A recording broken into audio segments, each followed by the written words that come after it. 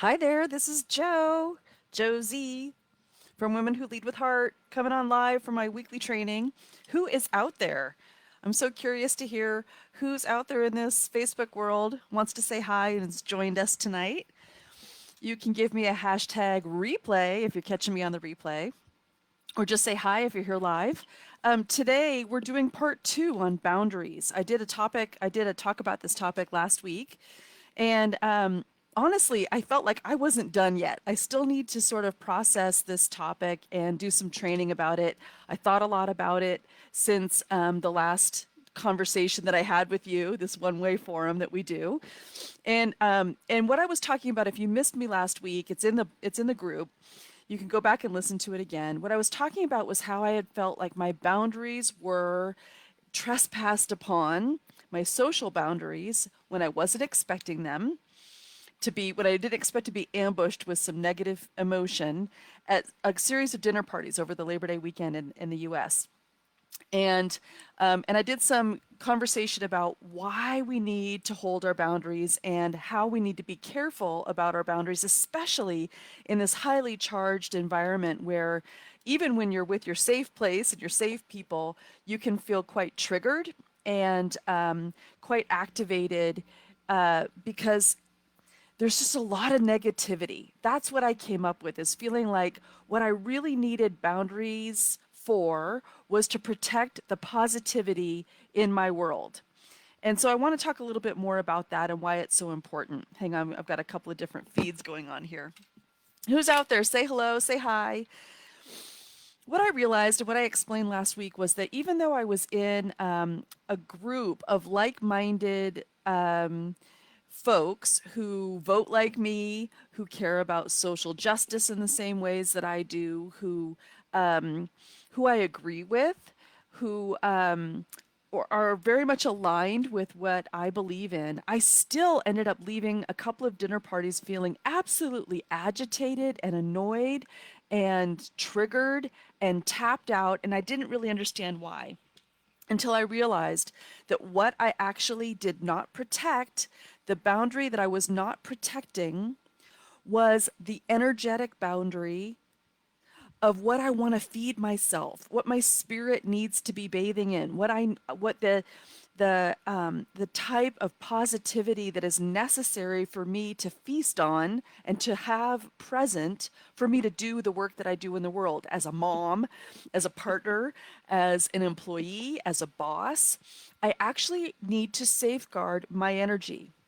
And I learned this some time ago that even when you're with people that you agree with, if the conversation devolves into things like contempt or disgust or disregard or sort of like gossip or indulges in sort of like righteousness and anger, even if you are on the logical side of the argument that agrees with that person, the energy of that is really draining. And it's something that is important to safeguard against. And if you go into these dynamics being passive or sort of not wanting to object or rock the boat or control your involvement in such a conversation, you're going to find yourself torn down. Because when you're in that sort of tear down energy of like complaint, gossip, anger, frustration, like venom, it is not constructive. It's destructive. It's not building up, it's tearing down. It's not creative, it's condemnation. It's not new ideas, it's it's disdain and disregard and contempt for what's here. Do you see the difference? It's not hopeful, it's fear based, and it's just not helpful. It's not hopeful or helpful. So give me a hell yes if you can understand this dynamic. I'm talking about whether or not you agree with the person. You can be talking to somebody who's absolutely voting in the opposite way in the general election than you intend to, that belongs to a different political party or the same. But if the energy is not positive, if it's negative and tear down and condemning and disgusted and contemptuous and angry and indulgent and righteous and self-supporting, and you're feeling like you've got to fight against, then you're in a really low place. And so this is where I'm talking about boundaries, energy boundaries, social boundaries, boundaries to safeguard. So the video, the little image that I pasted for this talk is a perfect little like image of how we can protect our boundaries better. And the number one thing is decide. Decide what you want. Don't be passive and let your bucket drain from the bottom with all these holes that are poked in it by you going along or not really deciding or being passive or indulging the narrative, letting certain comments slide. All of these things are poking holes in your bucket, and your bucket of energy is leaking out all over the place. You need to decide what it is that you're standing for, what matters to you, what energy you want to have, what you're up for and what you're not up for. So that's kind of like the thesis here of how you can hold a boundary. The image that's in the Facebook group that advertised this talk talks about three things: figuring out what your values are, naming them, right? So that's the first part of how you can do this. Then, what do you need to do? If those are values, what do you need?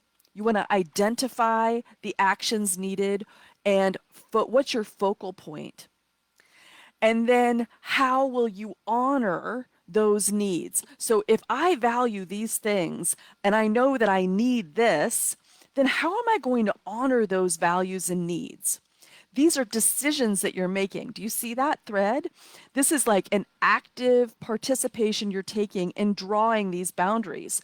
So as I'm looking at the image, it talks about, like, if I value, for say, quality time, then what I need is focused one-on-one connection. This is just an example. So I'm going to honor that by having a weekly date without tech, right? Disconnecting from technology and connecting with another human being. It's a very conscious decision that you're making. So I want to talk a little bit about the law of attraction. And I know many of you in this group have seen the movie The Secret or understand these trainings about how we sort of manifest things in our life. And apologies if this feels way woo-woo for you. This is a little bit out there about energy, but I do believe that it's true, and I want to talk a little bit about it. The law of attraction says, basically, in a nutshell, that you get more of what you ask for in life, more of what you want. That when you're clear on what you want, when you become an energetic match for those things, when you are able to identify and feel into what you want, you bring things of like energy towards you. You are an attractor. The law of attraction is not about getting less of what you don't want. And that's the tricky thing. As humans and as smart thinking people who are able to see things that we like and don't like, we tend to fall into this dynamic of teasing apart things and judging them and deciding that which we don't want. The law of attraction doesn't work that way. It doesn't work by you deciding what you don't want and giving you less of that. In fact, it's kind of sneaky. The more focus that you put on what you don't want, the more you're sort of sending out into the universe the thing that you don't want. The law of attraction doesn't respond to an affirmation, it responds to a feeling. So this is the idea that when you're an energetic match for something, you can bring it in. Are you guys with me, or you're like, whoa, Joe, this is way woo-woo? This is the idea that you call in what you want. You don't push out what you don't want. Of course, you can push out what you don't want, but it's much more energetically attracting and powerful to be focused, to have the focal point, the absolute point of your energy on what you do want and how it would make you feel to have that thing. To attract, not reject. To ask for, not ask for what you don't want. Are you guys following me? It's about moving forward and toward what you want. It's about what you say yes to. It's about a pure positive energy, a positive yes feeling. It's about prioritizing that which is important. It's about being clear. It's about deciding. That is what we're talking about here with boundaries and with law of attraction. So, in this beautiful meme, this little photo image that I gave you, it talks about being clear on what you value and what your needs are that respect that value. And so, how you're going to make a decision and take action to honor that value. This is moving toward what you want, not rejecting what you don't want. This is a conscious decision to decide what you want to have present and moving toward that thing. So, if you think about it, some of the most absolutely inspirational leaders in our time and before our time are the people who spoke about the future that they desired to see, the qualities and characteristics that they dreamt of and wanted to call in, the things that they aspired for all of us to rise up to. And this is sort of in the coaching world, creative energy. This is energy of the spirit of what we're making and creating, of what we're collaborating with, of what we're visioning, of how we're strategizing. It's actually in a diagram that I use with my one-on-one coaching clients. It's about creative energy and not reactive energy. Above the line, we say, not below the line. That's what great leaders do, is they call you up towards what you want to be and become and have, the potential that you can unlock. They're not condemning that which you don't want to have because that's calling it in. You can talk a little bit about those things that you don't want to have in your life anymore, but too much focus on it is just going to leaky your bucket. It's going to punch holes in your bucket and create that energetic drain of focusing on the things that are not desired. Do you feel me? Are you following? This might sound sort of like a very pat, easy way of approaching, like only focusing on the positive. And I want to address that a little bit because sometimes people also feel like it's just selfish for you to only think about what you want, what you need, and what you're going to do to make yourself feel better and to hold your boundary. There are many people that feel like, gosh, that feels very indulgent. That feels so selfish. That feels like it's, like, what if I hurt other people's feelings? Like when I'm at a dinner party and the conversation goes to a place I don't want it to go, I don't say anything because I don't want to make it awkward for other people. So I'll laugh nervously or I'll just gloss over it or I'll tolerate it. Okay, I have a lesson about tolerating. Tolerating is the worst kind of energy there is. Tolerating is what you want to avoid with a passion. Tolerating is basically saying, I accept something that is soul draining and grating. I recognize something that is counter to my values, something that I don't like, an energy that I'm not welcoming. And yet I'm deciding to live with the discomfort of it rather than make a different choice. I'm tolerating it. Do you see how that is absolutely selling yourself out? I would say rejecting what you don't want is better than tolerating it.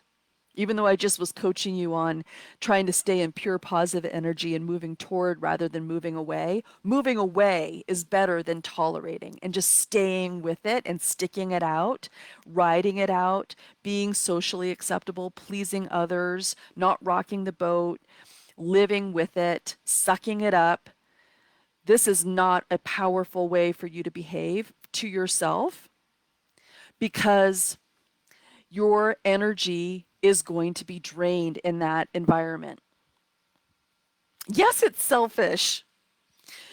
Maintaining your emotional well being is job number one, ladies. It is what you and I need to do to be able to be a full bucket that is overflowing with power and passion and creativity and love and all of the good collaborative energy that there is. We want to stuff up the holes and fill up our bucket through maintaining our own emotional well-being so that we can go out and make and do and create what we want in the world and actually pour the water of the bucket on the garden that we select, not just have it leak everywhere and drain everywhere and be unconscious and feel crappy about our inability to hold our energy. We make a conscious decision instead of tolerating things that grate us and that we don't agree with. We actually make a decision and move toward that which we want. We say yes, we prioritize, we decide. I prefer you do those things than walling off and objecting and saying no and shutting out, but even worse still is tolerating. It's like staying at the dinner party, sitting at the table, listening to a conversation that is absolutely infuriating you or pulling you down or feeding you negativity, or there's nothing constructive happening. It's all demoralizing. It's all dehumanizing. It's all destructive and contemptuous. Recognizing that energy is there and still sitting there is what we need to avoid. We should stop tolerating things that drain us and make a conscious decision to feed our soul. Is it selfish? I don't care what you call it. I call it self preservation. I think it's how we nourish ourselves, it's how we become empowered because we're saying, I don't want to be that. I don't want to be in that. I don't want to bathe in that. I don't want to listen to that. I don't want to collude with that. I don't want to participate with that. And so I'm going to make this powerful, positive choice to move toward something that's going to feed me and feed my creative energies and make me in a more hopeful place. So, in this one way conversation, ladies, this might be sort of hard for us to have a good, rich dialogue. You might be having some objections like, but I need to fight for the things that matter to me, and I can't just passively opt out of every hard conversation. Or there are challenging situations that I find if I just opt out and I don't tolerate them, then I'm not able to affect change. I'm not sure what might be going on for you, what you might claim as particularly challenging for you when you hear a lesson like this. But what I want to say is, if you've got the energy, then you can give that energy. So your first job is just to make sure that you are full of the energy that you need to be in the spirit of whatever debate or crusade it is that you're engaging in. And my counsel would be to find a way to come from that, as we said, above the line place of more creative, positive, collaborative, strategic, visionary, teamwork zone of creative energy, as opposed to the more lower frequency, reactive, rejecting, scurrying, negative, draining energy. So, what do you think about this? And do you believe in the law of attraction? Do you believe that you can get more of what you want by calling it in and focusing on that which you decide that you want to have in your life? If this feels like something that you're compelled towards and you want to learn more, I'm doing a free workshop at the end of this month, starting on September 28th. If you're curious, send me a PM. It's free. And it's a lot about choosing the mindset that you want to have so that you are growing your leadership and your vision to be in that pure positive place that attracts others, that attracts the positive things that you want in your life, that gives you the energy to be able to step forward and be a leader and hold your own, even when the circumstances around you are negative and challenging. It's my favorite thing to do. So if you want more, reach out. I'd love to hear your comments on this talk below. Thanks for joining. That's what I've got for now. Go well.